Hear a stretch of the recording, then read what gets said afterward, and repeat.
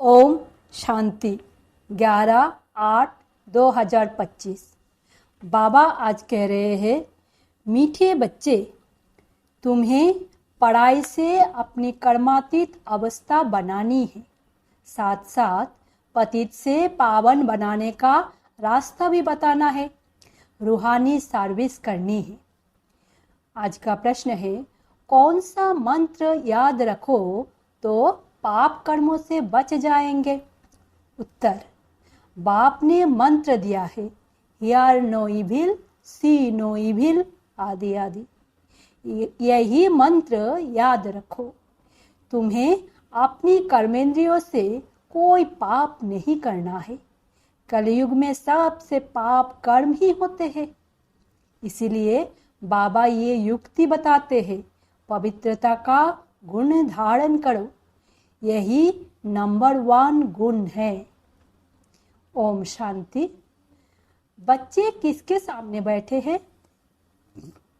बुद्धि में जरूर चलता होगा कि हम पतित पावन सर्वों के सद्गति दाता अपने बेहद के बाप के सामने बैठे हैं। भल ब्रह्मा के तन में है तो भी याद उनको करना है। मनुष्य कोई सर्वों की सद्गति नहीं कर सकते। मनुष्य को पतित पावन नहीं कहा जाता। बच्चों को अपने को आत्मा समझना पड़े। हम सब आत्माओं का बाप वो है। वो बाप हमको स्वर्ग का मालिक बना रहे हैं। यह बच्चों को जानना चाहिए और फिर खुशी भी होनी चाहिए। ये भी बच्चे जानते हैं, हम नरकवासी से स्वर्गवासी बन रहे हैं।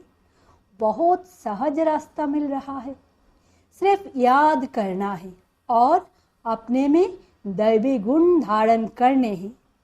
अपनी जांच रखनी है। नारद का मिसाल भी है।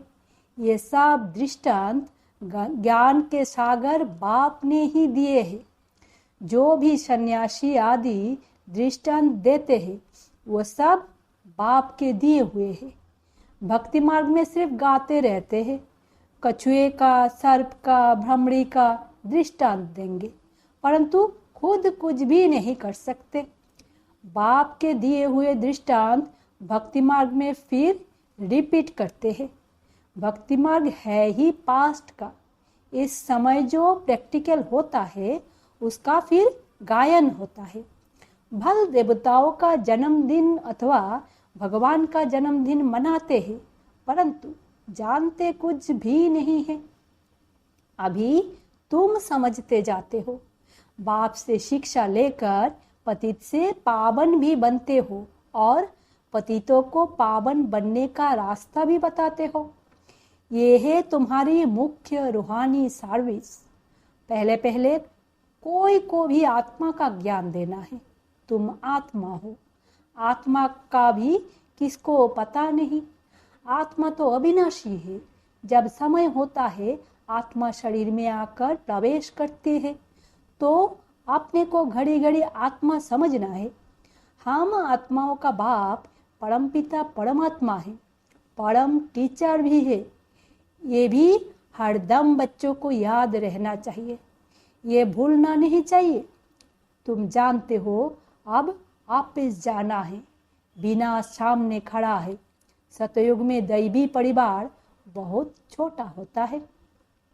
कलयुग में तो कितने ढेर मनुष्य है, अनेक धर्म, अनेक मत है। सतयुग में ये कुछ भी होता नहीं। बच्चे को सारा दिन बुद्धि में ये बातें लानी है। ये पढ़ाई है ना, उस पढ़ाई में तो कितने किताब आदि होते हैं। हर एक क्लास में नए नए किताब खरीद करने पड़ते हैं। यहाँ तो कोई भी किताब शास्त्रों आदि की बात नहीं। इसमें तो एक ही बात, एक ही पढ़ाई है। यहाँ जब ब्रिटिश गवर्नमेंट थी, राजाओं का राज्य था, तो स्टैंप में भी राजा रानी के सिवाय और कोई का फोटो नहीं डालते थे। आजकल तो देखो, भक्त आदि जो भी होकर गए हैं उनके भी स्टैंप बनाते रहते हैं। इन लक्ष्मी नारायण का राज्य होगा तो चित्र भी एक ही महाराजा महारानी का होगा। ऐसे नहीं, जो पास्ट देवताएं होकर गए हैं उनके चित्र मिट गए हैं। नहीं, पुराने देवताओं का चित्र बहुत दिल से लेते हैं, क्योंकि शिव बाबा के बाद नेक्स्ट है देवताएं। ये सब बातें तुम बच्चे धारण कर रहे हो औरों को रास्ता बताने। ये है बिल्कुल नई पढ़ाई। तुमने ही ये सुनी थी और पद पाया था और कोई नहीं जानते। तुमको राजयोग परमपिता परमात्मा सिखला रहे हैं। महाभारत लड़ाई भी मशहूर है। क्या होता है सो तो आगे चल देखेंगे। कोई क्या कहते, कोई क्या कहते। दिन प्रतिदिन मनुष्य को टच होता जाता है। कहते भी है वर्ल्ड वार लग जाएगी। उससे पहले तुम बच्चों को अपनी पढ़ाई से कर्मातीत अवस्था प्राप्त करनी है। बाकी असुरों और देवताओं की कोई लड़ाई नहीं होती है। इस समय तुम ब्राह्मण संप्रदाय हो, जो फिर जाकर दैवी संप्रदाय बनते हो। इसीलिए इस जन्म में दैवी गुण धारण कर रहे हो। नंबर 1 दैवी गुण है पवित्रता का। तुम इस शरीर द्वारा कितने पाप करते आए हो। आत्मा को ही कहा जाता है पाप आत्मा। आत्मा इन कर्मेंद्रियों से कितने पाप करती रहती है। अब hear no evil, see no evil आदि किसको कहा जाता है? आत्मा को। आत्मा ही कानों से सुनती है। बाप ने तुम बच्चों को स्मृति दिलाई है कि तुम आदि सनातन देवी देवता धर्म वाले थे। चक्र खाकर फिर अब आए हो, तुमको वही बनना है। ये मीठी स्मृति आने से पवित्र बनने की हिम्मत आती है। तुम्हारी बुद्धि में है हमने कैसे 84 का पार्ट बजाया है। पहले पहले हम ये थे, ये कहानी है ना। बुद्धि में आना चाहिए। 5000 वर्ष पहले हम 100 देवता थे। हम आत्मा मूल वतन के रहने वाली है। आगे यह जरा भी ख्याल नहीं था। हम आत्माओं का वो घर है। वहाँ से हम आते हैं पार्ट बजाने। सूर्यवंशी, चंद्रवंशी आदि आदि सब बने। अभी तुम ब्रह्मा की संतान ब्राह्मण वंशी हो। तुम ईश्वरीय औलाद बने हो। ईश्वर बैठ तुमको शिक्षा देते हैं। यह सुप्रीम बाप, सुप्रीम टीचर, सुप्रीम गुरु भी है। हम उनकी मत से सब मनुष्यों को श्रेष्ठ बनाते हैं। मुक्ति, जीवन मुक्ति दोनों श्रेष्ठ है। हम अपने घर जाएंगे, फिर पवित्र आत्माएं आकर राज्य करेंगी। यह चक्र है ना, इसको कहा जाता है स्वदर्शन चक्र। ये ज्ञान की बात है। बाप कहते हैं तुम्हारा यह स्वदर्शन चक्र रुकना नहीं चाहिए। फिरते रहने से विकर्म विनाश हो जाएंगे। तुम सब रावण पर जीत पा लेंगे, पाप मिट जाएंगे। अब स्मृति आई है सिमरन करने के लिए। ऐसे नहीं माला बैठ सिमरन करनी है। आत्मा में अंदर ज्ञान है जो तुम बच्चों को और भाई बहनों को समझाना है। बच्चे भी मददगार तो बनेंगे ना। तुम बच्चों को ही स्वदर्शन चक्रधारी बनाता हो। ये ज्ञान मेरे में है, इसीलिए मुझे ज्ञान का सागर, मनुष्य सृष्टि का बीज रूप कहते हैं। उनको बागवान कहा जाता है। देवी देवता धर्म का बीज शिव बाबा ने ही लगाया है। अभी तुम देवी देवता बन रहे हो। यह सारा दिन सिमरन करते रहो तो भी तुम्हारा बहुत कल्याण है। दैवी गुण भी धारण करने हैं, पवित्र भी बनना है। स्त्री पुरुष दोनों इकट्ठे रहते पवित्र बनते हैं। ऐसा धर्म तो होता नहीं। निवृत्ति मार्ग वाले तो वो सिर्फ पुरुष बनते हैं। कहते हैं ना स्त्री पुरुष दोनों इकट्ठे पवित्र रह नहीं सकते, मुश्किल है। सतयुग में थे ना, लक्ष्मी नारायण की महिमा भी गाते हैं। अभी तुम जानते हो बाबा हमको शूद्र से ब्राह्मण बनाए, फिर देवता बनाते हैं। हम ही पूज्य से पुजारी बनेंगे। फिर जब वाम मार्ग में जाएंगे तो शिव का मंदिर बनाए पूजा करेंगे। तुम बच्चों को अपने 84 जन्म का ज्ञान है। बाप ही कहते हैं तुम अपने जन्म को नहीं जानते हो, मैं बताता हूँ। ऐसे और कोई मनुष्य कह ना सके। तुमको अब बाप सदर्शन चक्रधारी बनाते हैं। तुम आत्मा पवित्र बन रही हो। ईश्वर तो यहाँ पवित्र बन ना सके, शरीर तो यहाँ पवित्र बन ना सके। आत्मा पवित्र बन जाती है तो फिर अपवित्र शरीर को छोड़ना पड़ता है। सब आत्माओं को पवित्र होकर जाना है। पवित्र दुनिया अब स्थापन हो रही है। बाकी सब स्वीट होम में चले जाएंगे। यह याद रखना चाहिए। बाप की याद के साथ साथ घर की भी याद जरूर चाहिए, क्योंकि अब वापिस घर जाना है। घर में ही बाप को याद करना है। भल तुम जानते हो बाबा इस तन में आकर हमको सुना रहे हैं, परंतु बुद्धि परमधाम स्वीट होम से टूटनी नहीं चाहिए। टीचर घर छोड़कर आते हैं तुमको पढ़ाने, पढ़ाकर फिर बहुत दूर चले जाते हैं। सेकंड में कहाँ भी जा सकते हैं। आत्मा कितनी छोटी बिंदी है, वंडर खाना चाहिए। बाप ने आत्मा का भी ज्ञान दिया है। ये भी तुम जानते हो, स्वर्ग में कोई गंदी चीज होती नहीं जिसमें हाथ पांव अथवा कपड़े आदि मैले हो। देवताओं की कैसी सुंदर पहरवाइश है। कितने फर्स्ट क्लास कपड़े होंगे, धोने की भी दरकार नहीं। इनको देखकर कितनी खुशी होनी चाहिए। आत्मा जानती है भविष्य 21 जन्म हम ये बनेंगे, बस देखते रहना चाहिए। यह चित्र सबके पास होना चाहिए। इसमें बड़ी खुशी चाहिए। हमको बाबा ये बनाते हैं। ऐसे बाबा के हम बच्चे फिर रोते क्यों है? हमको कोई फिक्र थोड़े ही होना चाहिए। देवताओं के मंदिर में जाकर महिमा गाते हैं, सर्वगुण संपन्न अच्युतम केशवम, और भी क्या क्या कितने नाम बोलते जाते हैं। ये सब शास्त्रों में लिखा हुआ है, जो याद करते हैं। शास्त्रों में किसने लिखा? व्यास ने, या कोई नए नए भी बनाते रहते हैं।